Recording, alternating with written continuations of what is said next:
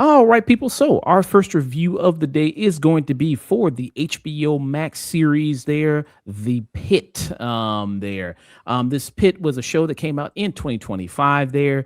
Kind of took people by storm there a little bit there in the States, as far as I see there. This was like a huge hit.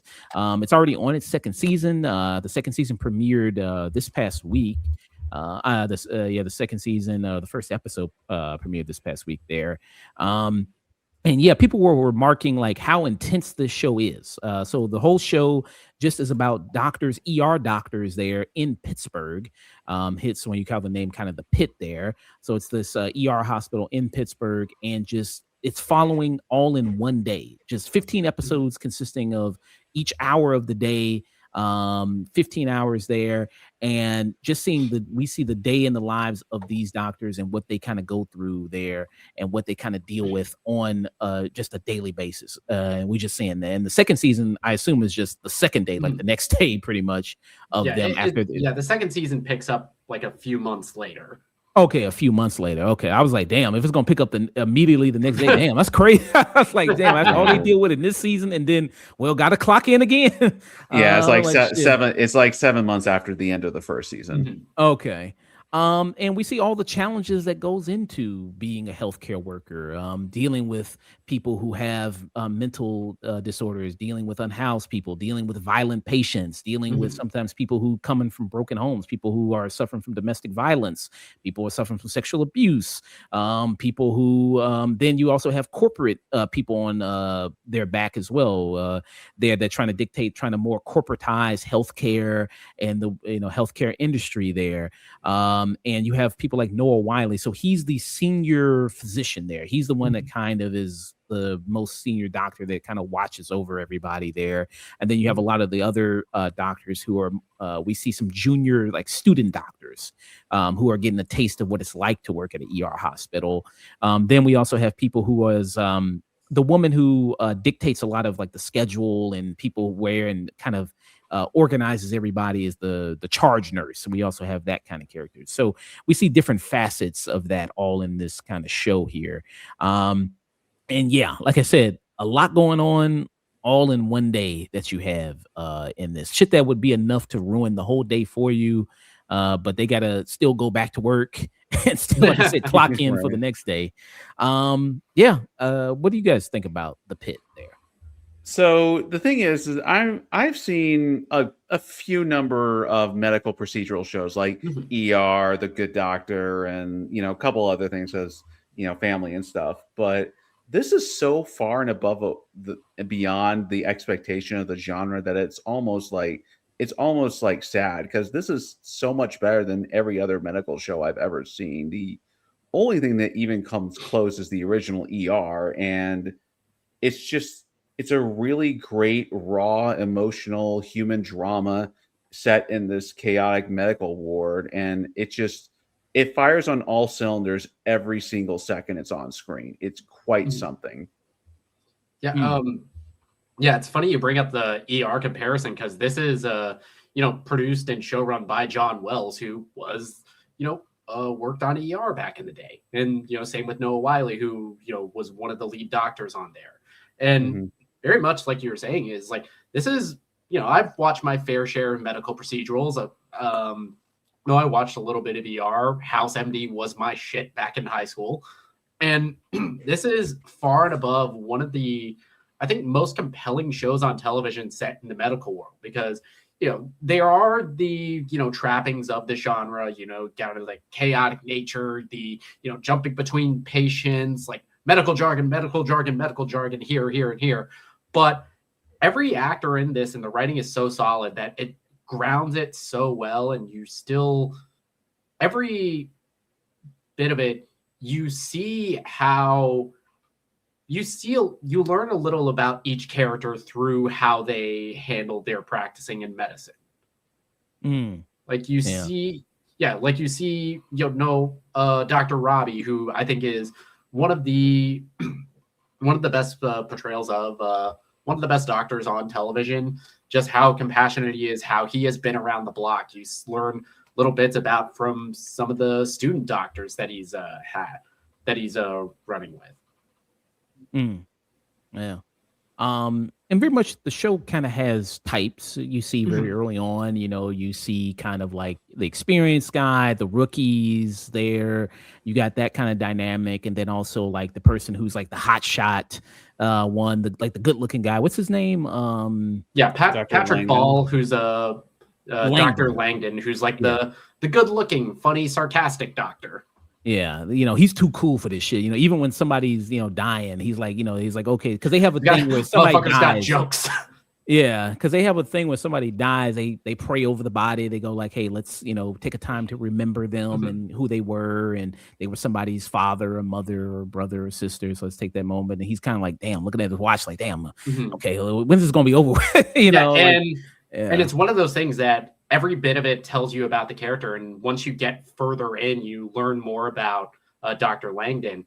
It adds so much to it on rewatch. Yeah.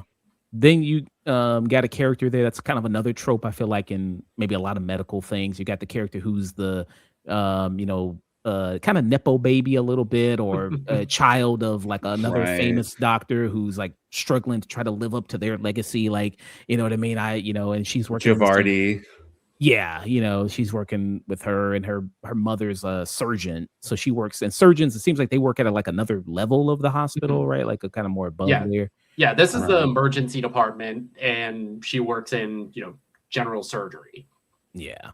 So you kind of got that. So you kind of got that going on. But and then I feel like the characters, as like you said, the show goes on, really kind of breaks those type, and you really explore a lot of. And this also has a very claustrophobic feeling because it only takes place just in this hospital. They don't go anywhere else. You don't see them go out for lunch. You don't see them doing it. It's just all in this hospital, all in this kind of place there, and that's where they are. Yeah, and that's kind of it does a good job of showcasing, what a kind of pressure cooker the emergency room is, especially in the American healthcare system, because the show does a good job of delving into a lot of the subjects, like how we have kind of failed to deal with mental health, how we've failed to, provide living wages to a lot of healthcare workers, how we failed to provide safety for them, how, the for-profit healthcare industry cannibalizes hospitals like this.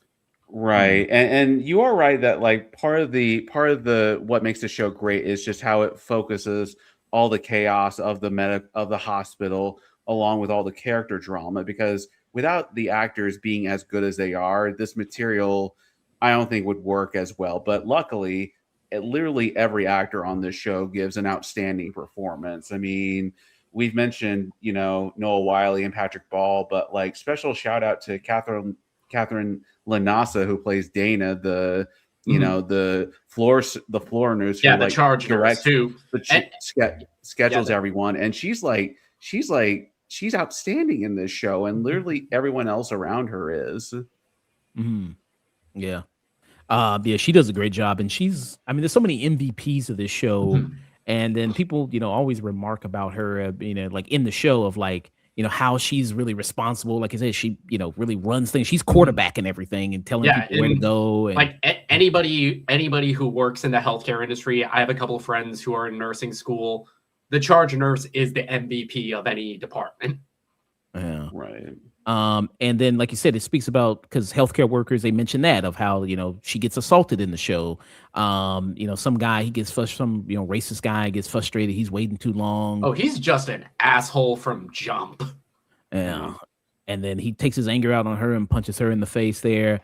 And that was kind of my one thing. I was like, man, I wanted something to happen to that guy. I wanted some come back or but very much like what I think the show does so well is that it sets you up with a lot of, typical TV tropes. Like you get the asshole patient, you get a case of, a kid who comes into the ER with a lot of red flags. And especially with the subplot that comes in later, you're expecting him to play a bigger part in that. And how true to life the show is that it doesn't. It does a good job of subverting expectation in that way. there's a lot of really deliberately unsatisfying payoffs to a lot of these things, because like, not to get too much into the weeds, but like there's one storyline where a kid comes in and the parents just do not want to listen to the medical advice that the doctors are giving, and it Dr. gets to a Google. point, right? Well, it gets to the point where like it's impossible to help the kid because the parent are just too brainwormed on a bunch of stuff to like listen to reason. And it's just stuff like that that adds really interesting wrinkles to the drama between the characters and the patients and the medical situations that that come into play, that really makes this show special to me. Yeah. Yeah. And it's, yeah, both you guys mentioned, I mean, how much stuff it kind of delves into as far as like all this kind of stuff in the world kind of falls on these kind of hospitals there. There's a mass shooting that happens which this. is like the big event of the season, if there is one. Terrifying, that situation. But how, I feel like it kind of also speaks to how kind of against type this show is almost, because shit hits the fan, there is a mass shooting, but everybody does their job. Everybody is like ridiculously competent at it. And even by like when that situation calms down, it's like that's where a lot of the emotional drama comes into play. But that's also where it, as horrible as the situation is, you also get the sense that this should not happen. It is horrific that it does, but it probably will happen again. And then the Nepo baby girl, they kind of laugh about it at the end of, like the final episode, like this is her first shift, this is her first day.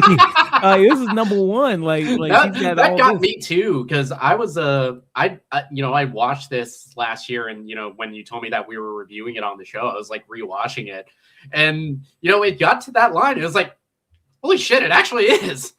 Like, I mean, welcome to the real world, Victoria. Hope you like it here. I mean, it's just crazy. Like wow, and like the way they have to like prep for that and deal with, like you said, that's the big event of the season, is like the mass shooting there. And there's a character that shows up. It's like, did he do it? Did he not do it? This kind of incel kid. Even though Dr. Robbie said, well, don't call him that. It's like, bro, come on. Sometimes you got to call a spade, bro. Like, come on, bro. He's got a hit list of girls. Like, come on, man. What you want me to say? Yeah, but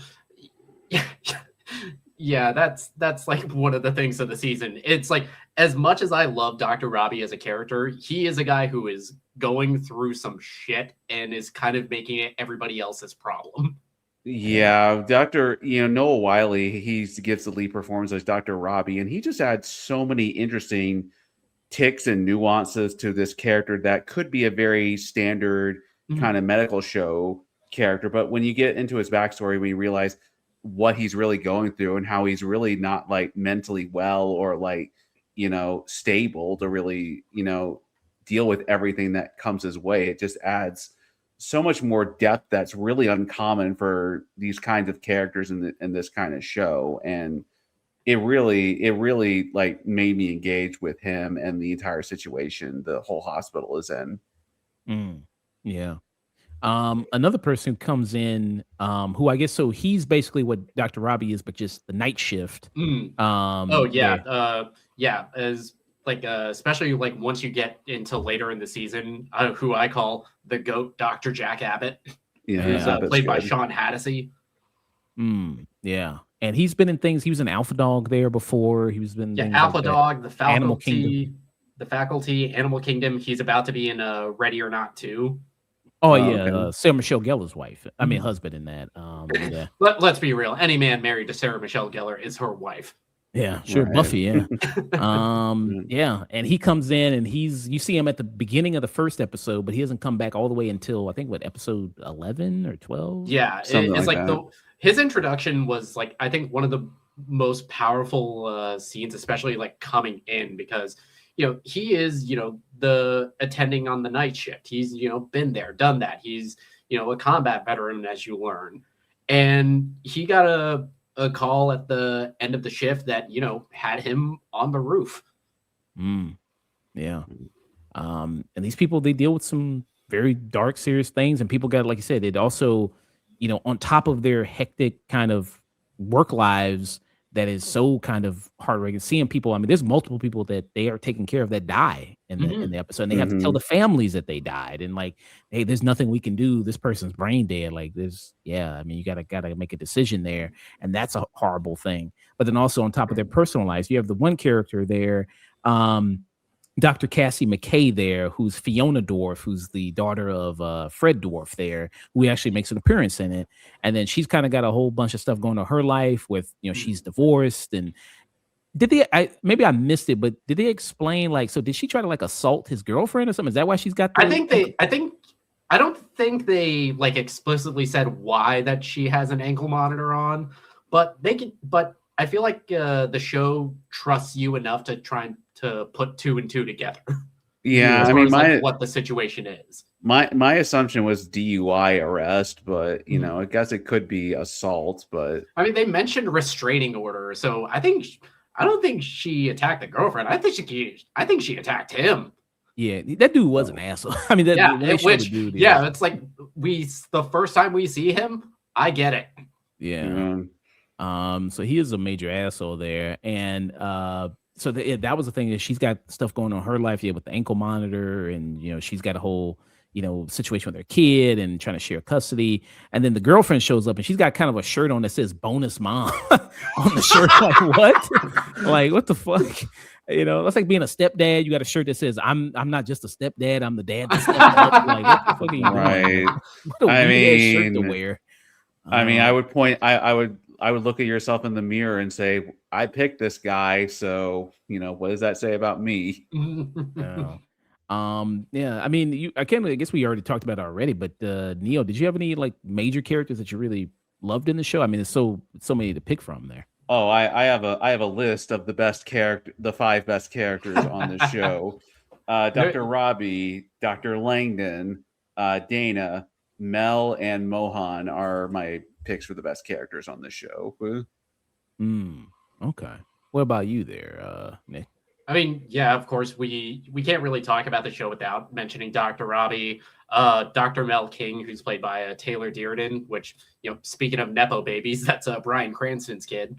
Oh, really? Oh, okay. I did not know that. And of course, a character that I didn't know how to feel about him when he first came on screen, but as the season went on, and even coming into season 2, Dr. Whitaker, he's a character that grew on me a lot. Yeah. Was he the one that was also the student doctor, right? Yeah, he was the one that got pissed 4th on, year. right? Yes. Dude, there's like a running joke in like 8 episodes that every episode he gets some stuff on him and he's got to change scrubs. Yeah, right. That's like a real running thing. And of course we mentioned Dr. Jack Abbott, who I call the GOAT, especially when the mass shooting happens and he comes in to support the mass casualty event, and you see how he handles patients, how calm he is under fire, and then you learn something in the finale that, oh, yep, I get it. Yeah. And then another thing about the show, it shows that sometimes in the situation, in like these, like he's like, okay, sometimes you gotta maybe sacrifice somebody to, well, not even really sacrifice, man, that's not the right word, but obviously you got to realize you can't save this person. Putting all this effort into them to save other people. Yeah, and that's the hardest part about and that would be the hardest part about being in this field. And that's something that is, taught to and reinforced throughout the season, especially with the Dr. Whitaker. I think it's in either episode 4 or 5 where he befriends and loses a patient. And it's one of those things that, really, it's one of those things that happens in medical shows like this, but when it's implemented, it tells you so much about the character and what and where Dr. Robbie is at that point in that situation. Yeah. I just can't get over how great the acting is from everyone on this show. Like this is some of the best acting in any TV show I've seen in the last couple of years. I mean, granted, I don't watch as much TV as movies, but this is this is award caliber acting by every character on this show. It's like, it's just astounding how good everyone is. Yeah. If I had to say some of my favorite people there, I guess I'd go with King there, who's Tyler Deirdre there. Gotta be close. I almost said Tyler Durden there. I almost got close there. All right. Who's she's so her thing, she's neurodivergent. Mhm. You know what I mean? And she is kind of focusing on that. And then she also has a sister you learn that also is on the spectrum as well. I really liked her. I like Jack Abbott coming in, like when he comes in those final episodes. It's like a player coming off the bench. It's like, oh shit, he's coming helping out. You know what I mean? I thought he was really great there. It's like Anderson Paak coming out during a Bruno Mars concert. Yeah, Right. I mean it was that great there. Who's that character? Her name there? That's like the one that spends all the time with the patients. Like, Oh, that is Dr. Mohan, who's played by Supriya Ganesh. Okay. Who gets criticized because she spends too much time with the patients, trying to build the rapport there. And it's like, well, haven't you know? But we also see how that's a positive, because she learns enough about the patients that she makes calls that, Robbie or Langdon or even Dr. Collins wouldn't. Yeah. Yeah. And also the patients trust her. So if she recommends something, patients go like, well, okay, well, I'll listen to you and what you have to say. And I don't think she could have got through to the Dr. Google parents, but she was able to do that there. So her compassion really helps a lot in the situations, as you saw. Like there's one case where they thought one woman was just like a junkie, but she just had sickle cell, and she was, I think, didn't have her medication, and so she was responding to that. And then she was like, don't just hold her down like that, which is something that the show does well. It brings up a lot of issues that's in, not just America, but also in the healthcare system. It brings up how people of color can, tend to get treated in emergency rooms. Well, and the thing is like this show definitely juggles a lot of stuff going on at the same time, but it really has a deft balance between all of the aspects of it, because like you said, the social topics it brings up and balancing the character drama and everything, it just has a really, really delicate touch with everything it does, because it never preaches to the audience. It just is more, it's more about through these characters' experience, you can just tell what is coming to the forefront and really enhances the story and the drama that's playing in front of you. Yeah. It doesn't feel ever after school special. It doesn't like, the stuff with like the incel kid and all that. It's like Robbie doesn't get a chair and then, turn it around and go like, what's the matter, kid? Is everything all right? It's, I think it played much better than that. And I think it feels much more realistic. It doesn't ever, for, as television and as cinematic as the show is, it never feels like you're being performed to when you're watching as an audience. It feels like this is just just being a fly on the wall in the emergency room.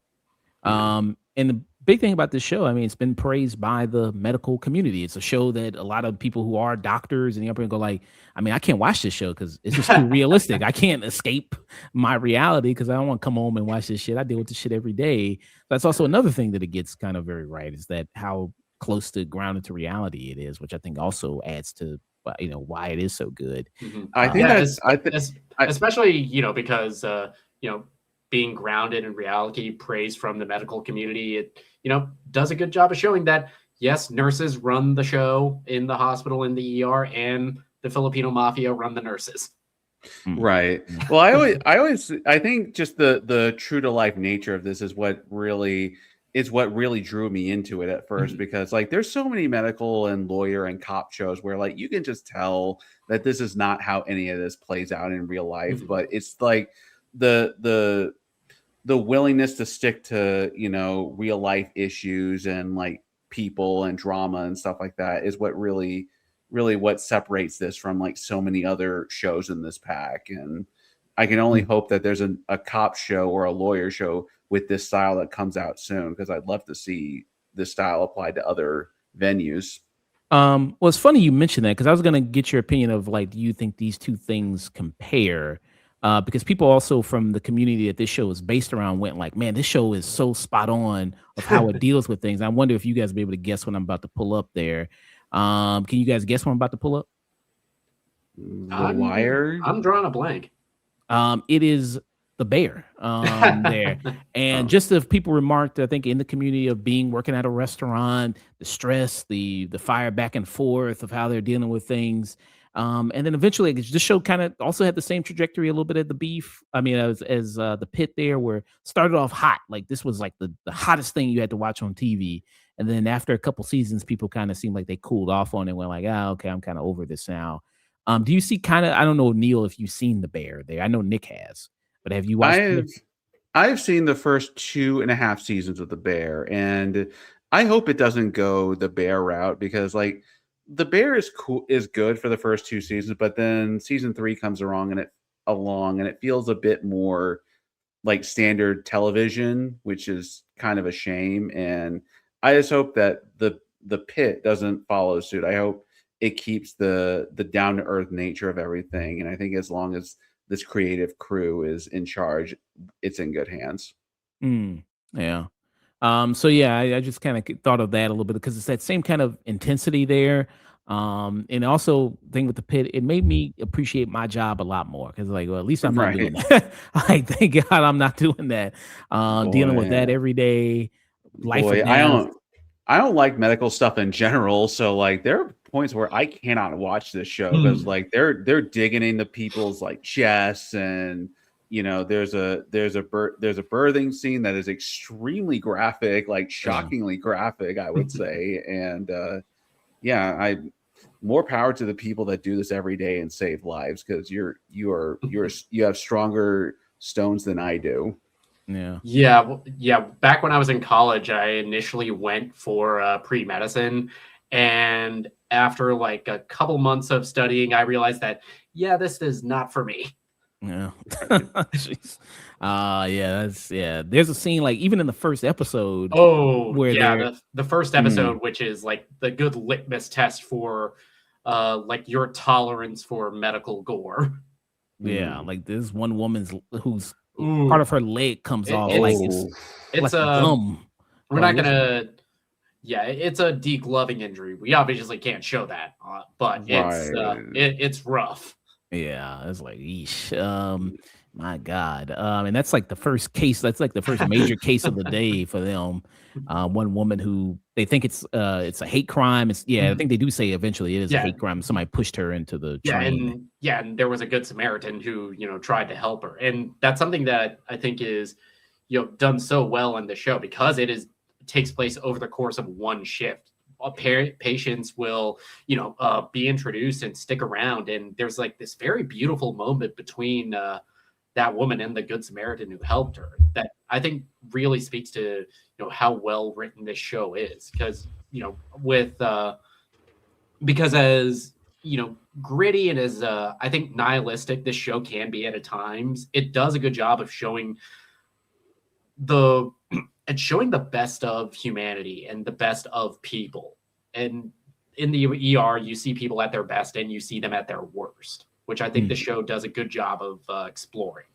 Well, it shows the entire spectrum of like what people are capable of, like not just the patients, but the doctors, because there are some doctors that are capable of like really letting you down and disappointing you. But there are also times where those same people step up and are heroes. So it's really fascinating just to see like the entire spectrum of like, of the doctors, the patients, and everyone involved in this hospital scenario.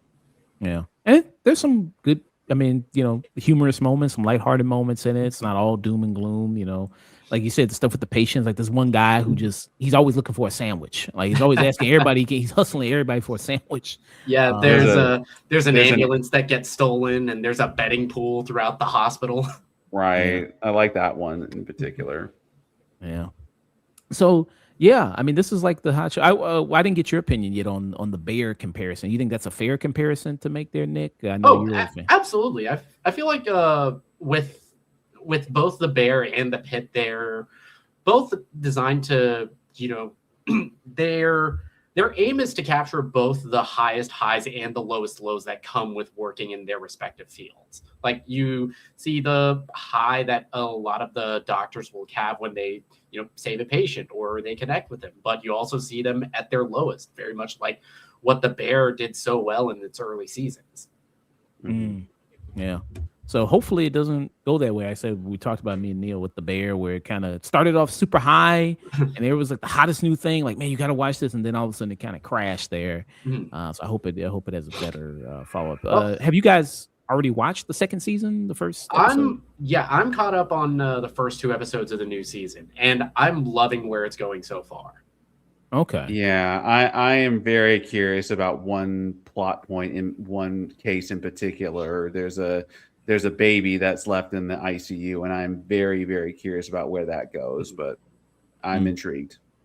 Okay. Yeah. Maybe Dr. McKay, she'll take the baby in. She'll be a single mother too.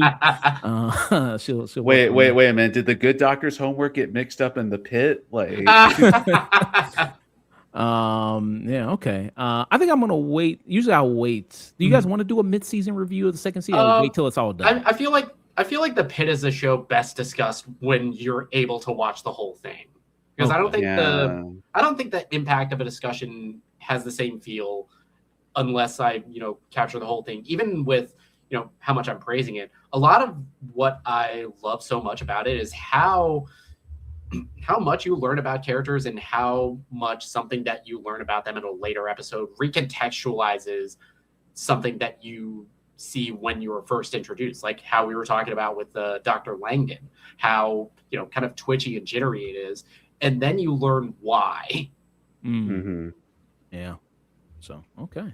All right. I'll wait till it's done, and then I'll watch the second season there of it. But final thoughts, rating for the Pitt season 1. What about you, Neil? I think this is the best medical show I've ever seen, and it is right up there with some of the best dramas you can find on TV in recent memory. It's just as good as stuff like Breaking Bad or The Sopranos or anything of that caliber. This is television. This is just television. This is the best show on the air right now to me, and this is the best medical drama you can possibly watch. So this is television. Okay. This is television. Wow.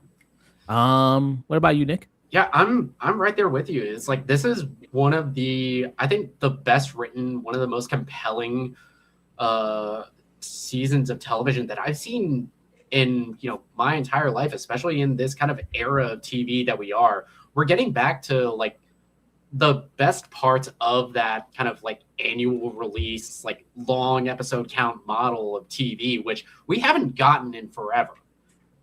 Which, everything that we've said about this is just peak television. How wonderful the characters are written, how much it brings you into the world of the emergency room, how much it balances that social commentary and critique of the American healthcare system, which, come on, get on fixing that.